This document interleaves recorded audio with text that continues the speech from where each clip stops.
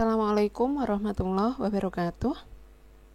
Baik, di pertemuan ketiga ini ya, kita akan belajar tentang ukuran pemusatan data. Nah, tabel dan diagram itu dianggap cukup baik untuk menyajikan sekumpulan data yang diperoleh dari lapangan, ya kan? Data itu disajikan dalam tabel atau diagram. Nah, namun demikian, kadang-kadang orang ingin menyajikan sekumpulan data itu dengan suatu ukuran yang mewakilinya, baik untuk populasi maupun untuk sampel. Jadi, tidak diperlihatkan dalam bentuk tabel ataupun diagram, tetapi hanya diwakili oleh suatu ukuran tertentu. Gitu.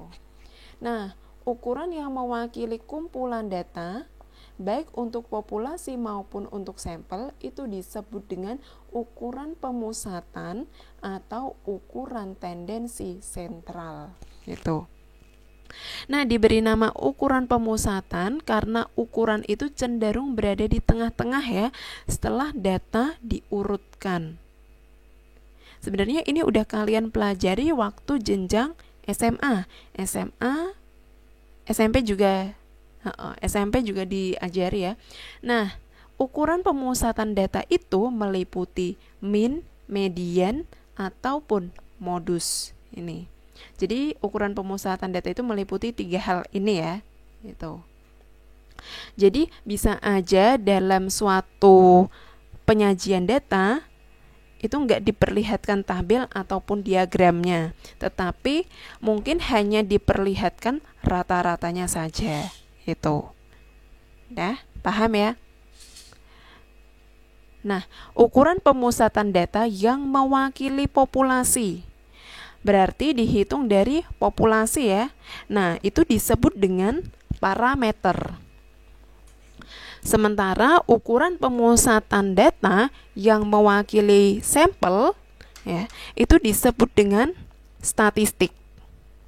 Jadi kalau peneliti itu menghitung rata-rata dari suatu sampel ya.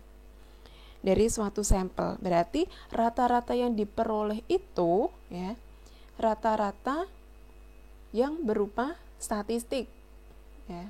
Bukan parameter rata-rata, tapi statistik rata-rata. Nah, dengan demikian ukuran yang sama dapat bermakna sebagai statistik atau parameter, hanya bergantung pada sampel atau populasi ukuran itu diperoleh. Jadi rata-rata itu bisa bermakna sebagai statistik kalau diambilnya dari sampel. Rata-rata itu bisa bermakna sebagai parameter jika dihitungnya itu dari populasi. Gitu. Nah, di sini ya, tadi kan ukuran pemusatan data itu dibagi menjadi 3. Min atau rata-rata, median nilai tengah, serta modus nilai yang sering muncul. Nah, yang pertama kita membahas tentang rata-rata atau min. Nilai-nilai pada data itu dinyatakan dengan X1, X2, dan seterusnya ya, sampai Xn atau data yang terakhir. Sedangkan banyaknya kumpulan nilai itu dinyatakan dengan N atau sigma F. Nah, rata-rata pada populasi ini ya, nanti disimbolkan dengan mu. Ini bacanya mu ya. Nah, itu dihitung dengan cara membagi jumlah nilai data oleh banyak data. Rumusnya ini, mu sama dengan data pertama ditambah data kedua ditambah data ketiga dan seterusnya dibagi dengan jumlah ini, banyaknya kumpulan data. Itu. Atau sama dengan sigma dari X dibagi dengan N. Sementara rata-rata pada sampel ya, ini dinyatakan dengan simbol X bar ya. Kalau untuk populasi mu, tapi kalau rata-rata pada sampel itu disimbolkan dengan X bar. Nah, ini rumusnya sama. X bar sama dengan X1 ditambah X2 dan seterusnya sampai pada Xn dibagi dengan N. Nah, ini kan sama. Tuh. Rata-rata pada populasi maupun rata-rata pada sampel itu hanya berbeda pada lambangnya. Jadi kalau misalkan diketahui mu sama dengan sekian ya, mu sama dengan 70, berarti 70 itu mewakili rata-rata pada populasi. Sementara kalau misalkan dituliskan dalam bentuk X bar sama dengan 70, berarti 70 itu merupakan rata-rata pada sampel. Tuh. Jadi hanya berbeda pada simbolnya aja ya, lambangnya saja. Gitu. Nah, contoh di sini dihitung rata-rata dari nilai UAS statistika pendidikan. Nah, nilainya adalah 85, 74, 77, 83, 94 dan 74. Gitu. Nah, bila konteks penelitiannya itu adalah populasi, berarti mu ya, mu sama dengan, nah ini dijumlahkan, berarti 85 ditambah 74 dan seterusnya ya. Ini dibagi dengan banyaknya data. Ada berapa ini? 1, 2, 3, 4, 5, 6. Ada 6. Berarti dibagi dengan 6. Diperolehlah hasilnya itu 81,167. 81,167. Kalau konteks penelitiannya itu adalah populasi, berarti mu-nya itu 81,167. Tetapi kalau konteks penelitiannya itu adalah sampel, berarti X bar sama dengan 81,167. Tuh. Baik, lanjut ya. Nah, untuk data yang telah disusun dalam daftar distribusi frekuensi, rata-ratanya itu dapat dihitung dengan ini. Aslinya sama ini, ya kan? Mu, ya. Kalau ini kan mu itu sama dengan sigma dari F dikali X dibagi dengan sigma F. Jadi kalau misalkan nanti dalam populasi ya, itu berarti mu, tapi nanti kalau dalam konteks sampel berarti nanti X bar ya, itu X bar. Ini bisa ditulis ini ya, garis miring itu. Nanti kasih keterangan sendiri. Ini kalau dalam konteks sampel, ini kalau dalam konteks populasi gitu. Nah, kalau datanya itu berupa udah disusun ya dalam daftar distribusi frekuensi seperti ini, nanti cara menghitungnya gimana gitu. Nah, datanya ini. Jadi sigma dari F dikali X dibagi dengan sigma F ya, F dikalikan dengan X-nya. Jadi nilai itu adalah sebagai X-nya, frekuensi itu F-nya. Berarti 3 dikali 50 ditambah 8 dikali 60 ditambah 10 kali 70 ditambah 4 kali 80. Nah, hasil penjumlahannya itu berapa? Diperoleh 1650 dibagi dengan sigma F. Di sini ya berarti 3 ditambah 8 ditambah 10 ditambah 4 sama dengan 25. Jadi mu-nya ya, di sini kan ini ya akan dihitung rata-rata nilai UTS akidah alak dari siswa satu kelas yang ditetapkan sebagai populasi. Berarti mu-nya ya. Mu-nya itu sama dengan 66. Tuh, rata-ratanya adalah 66. Nah, dapat pula dibuat tabel kerja sebagai berikut. Ya, jadi di sini nanti kalian bisa tambahkan dengan kolom F kali X ya. Ini kan hasil kalinya dari ini kan 3 dikali 50 sama dengan 150, 8 dikali 60 sama dengan 480 dan seterusnya.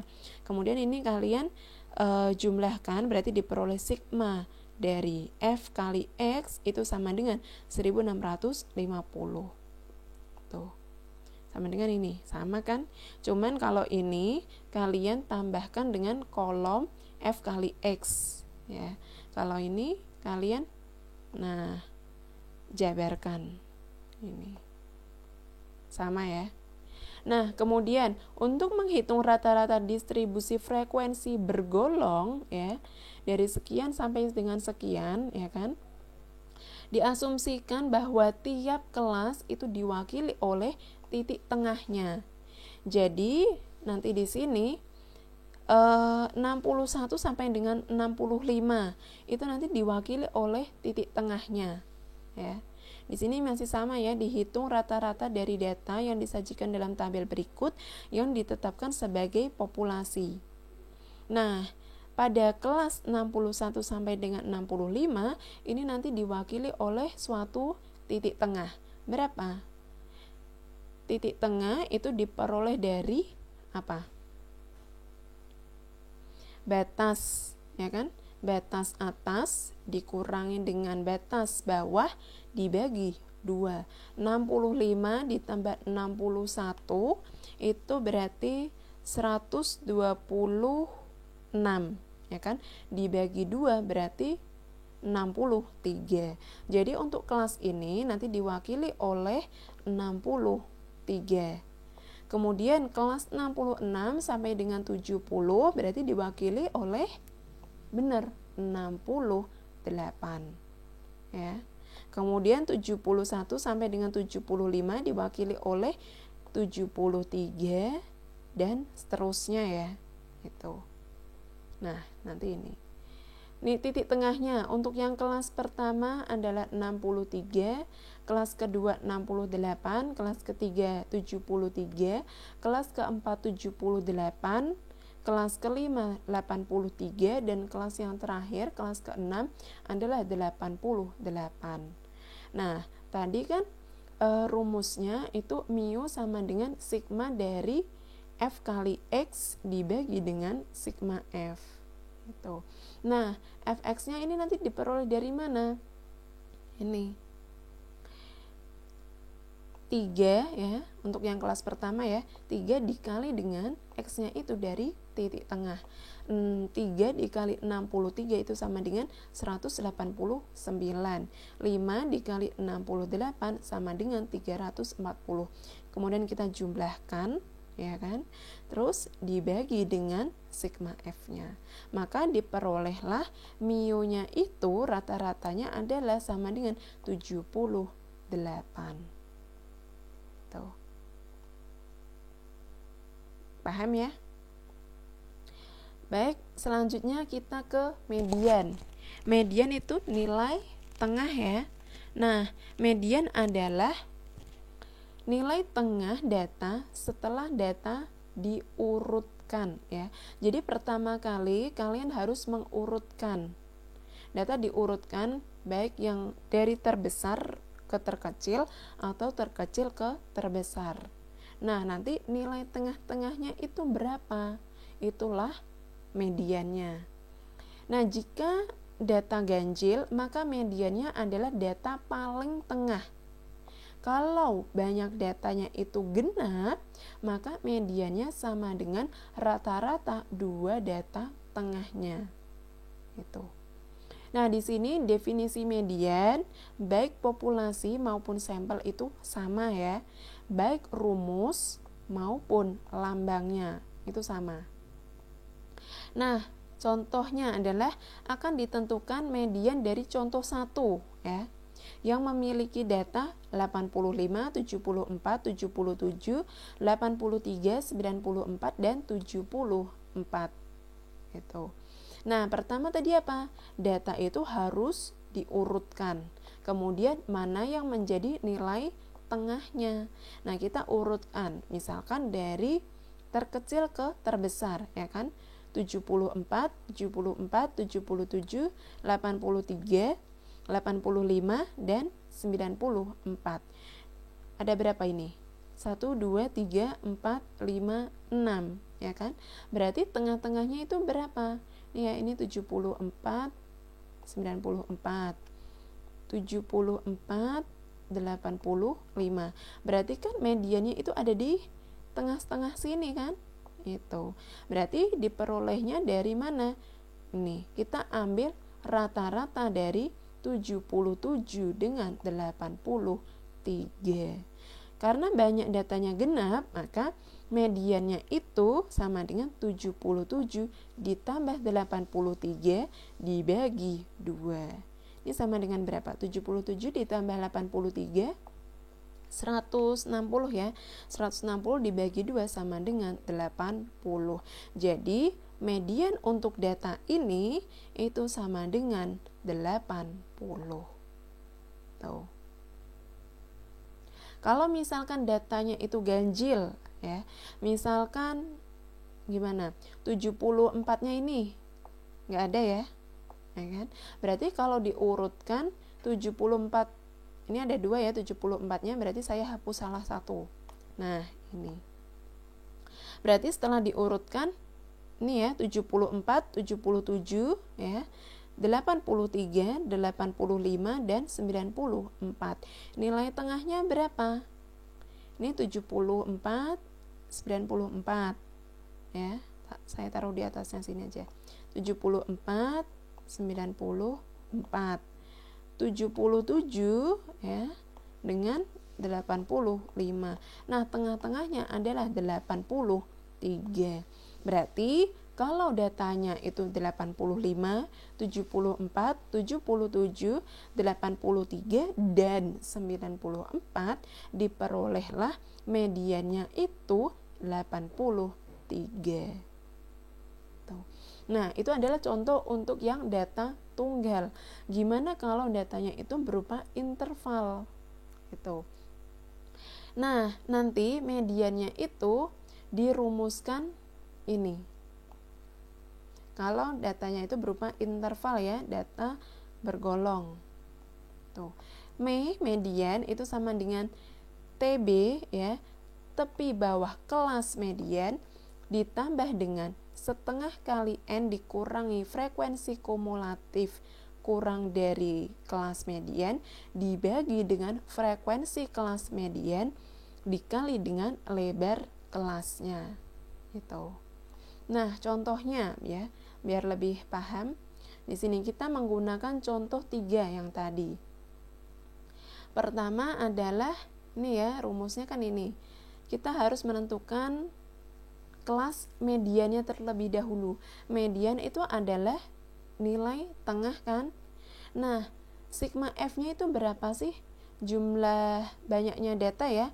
Banyaknya data itu adalah 55. Tengah-tengahnya itu berapa? Nah, setengah N-nya, kalau N-nya itu 55, maka setengah N-nya itu sama dengan 27,5. Nah, data ke 27,5 itu ada di mana? Ini data 3 yang pertama. Ini data kelima selanjutnya yaitu memperoleh nilai 66 sampai dengan 70. Ini orang ke-8, berarti berhenti di sini. Berarti di sini adalah yang terakhir orang ke-18. Terus kalau ditambah ini berarti 18 ya. Tadi 18 berarti 32 ya. Berarti orang ke 27,5 itu ada di sini kan? Itu. Karena orang ke 27,5, maaf ya, bukan orang ya bener ya. Orang yang ke 27,5 ya, sekitaran itu, orang ke 28 ya, itu ada nilainya ada di sini 76 sampai dengan 80 itu ya. Setengah N-nya itu adalah 27,5. Nah, data ke 27,5 itu ada di kelas 76 sampai dengan 80. Berarti TB-nya ini kita tulis dengan kelas median. Ya, kelas median. Itu. Data ke 27,5 ada pada kelas 76 sampai dengan 80. Sehingga tepi bawahnya adalah 75,5.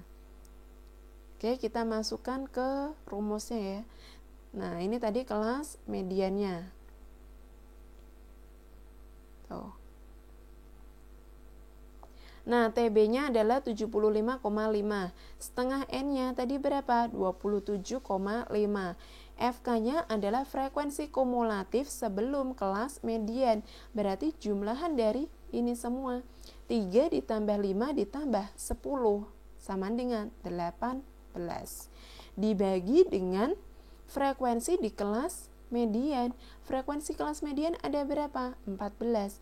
Berarti dibagi 14.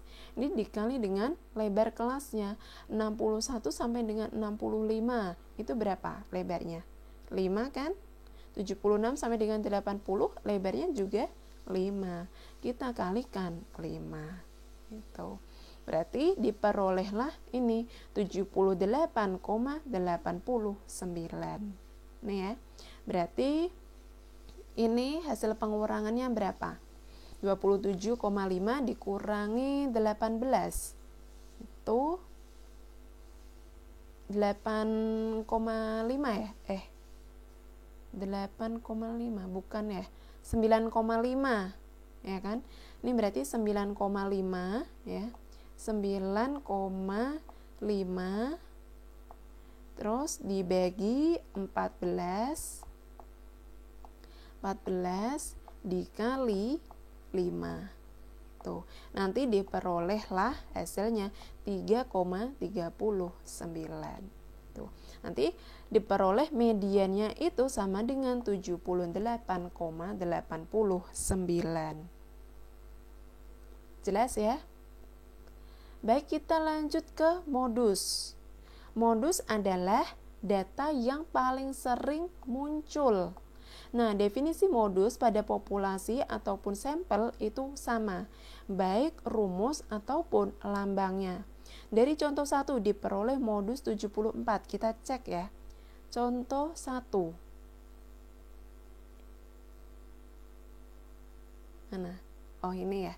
Nah, di sini kan 85, 74, 77, 83, 94 dan 74.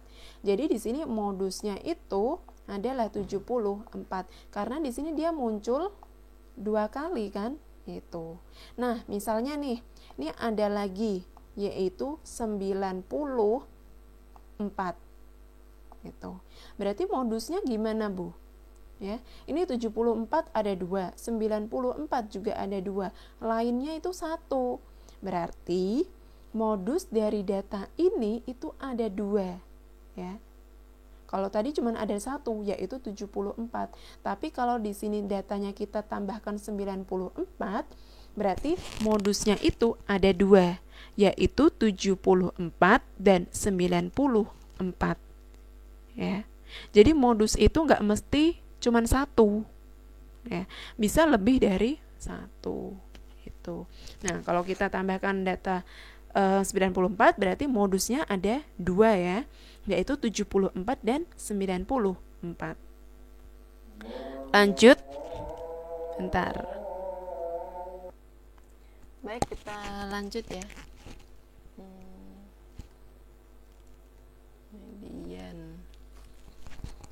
Modus ya. Nah, dari contoh 2 itu nanti diperoleh modusnya adalah 70. Contoh 2. Contoh 2 berarti ini. Ya kan?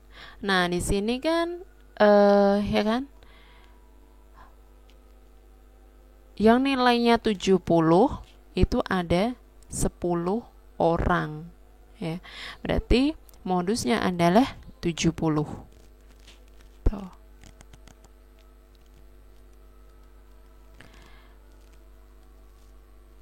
Nah, itu kan untuk yang data tunggal. Gimana kalau yang dalam bentuk interval? Nah, jika dalam bentuk bergolong ya, Modusnya itu didefinisikan sebagai berikut. Modus ya, itu sama dengan TB tepi bawah kelas modus ditambah dengan D1 per D1 plus D2 dikali L. D1 itu apa? Selisih frekuensi kelas modus dengan frekuensi kelas sebelumnya. Kalau D2 itu selisih frekuensi kelas modus dengan frekuensi kelas sesudahnya. L adalah lebar kelasnya. Itu. Nah, coba kita amati di tabel contoh 3 ini ya kan? Akan ditentukan modus dari contoh 3. Dari tabel contoh 3 diperoleh kelas modus itu adalah 80 sampai dengan 85 dengan frekuensi sebanyak 17 ya kan. Di sini kalau kita amati frekuensinya yang paling banyak adalah 17 ya kan. Nah, 17 orang itu memperoleh nilai 81 sampai dengan 85.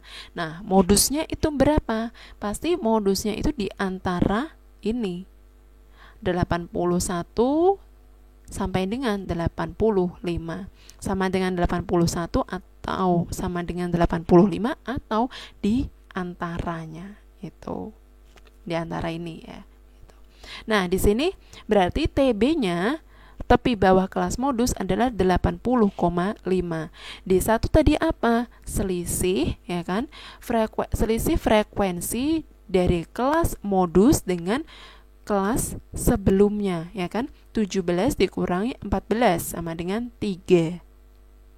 Kemudian D2 adalah selisih frekuensi dengan kelas setelahnya ya kan. 17 dikurangi 6 itu sama dengan 11. Berarti kita bisa masukkan ke rumusnya. Itu TB-nya tadi 80,5 ya kan. Terus D1-nya adalah 3 ya. D2-nya adalah 11. Itu. L-nya ya kan, lebar kelasnya nih 81 sampai dengan 85, lebar kelasnya adalah 5. Kemudian kita hitung ya, berarti 3 di sini 80,5 ditambah dengan 3 per 14 ya dikali 5. Itu sama dengan 1,07. Tuh. Nanti diperoleh 81,57. Tuh. Jelas ya? Nah, sekarang agar lebih paham, silakan nih dikerjakan. Jadi di sini kita memiliki 90 data ya. 90 data. Nah, sebelumnya adalah data nilai ujian statistika pada 90 mahasiswa. Nah, itu dianggap sebagai populasinya ya kan. Nah, dianggap sebagai populasi saja. Hitung min, median, modus dengan menetapkannya sebagai data tunggal. Berarti apa? Kalian nanti kalau menghitung minnya, rata-ratanya, berarti gimana? 80 ditambah 88 ditambah 70 ditambah 66 dan seterusnya ditambah 76 dibagi dengan 90. Itu. Jadi satu persatu. Tuh. Pakai kalkulator aja. Tuh. Pasti jumlahan ini banyak kan. Nah, kemudian yang kedua adalah nanti ini sama ya, median. Berarti kalian urutkan dulu dari data terkecil ke terbesarnya. Nilai tengahnya itu nanti berapa. Kemudian modus yang sering muncul itu berapa. Yang kedua adalah hitung min, median, modus dengan menetapkannya sebagai data bergolong. Berarti kalian buat kelas-kelasnya dulu. Nah, di sini kita tetapkan dari kelas 31 sampai dengan 40, 41 sampai dengan 50 dan seterusnya. Itu. Berarti nanti kalian kalau mau mencari rata-rata ya kan, gunakan titik tengahnya. Kalau mencari median sama modus berarti pakai formulanya yang tadi TB ya kan, TB ditambah sekian-sekian. Itu. Baik, sampai di sini ya untuk pertemuan kita. Ya, silakan kalian kerjakan tugas ini, kerjakan dan kumpulkan, jangan mepet dengan deadline-nya. Oke? Baik, saya akhiri pertemuan hari ini. Semoga bermanfaat. Wassalamualaikum warahmatullahi wabarakatuh.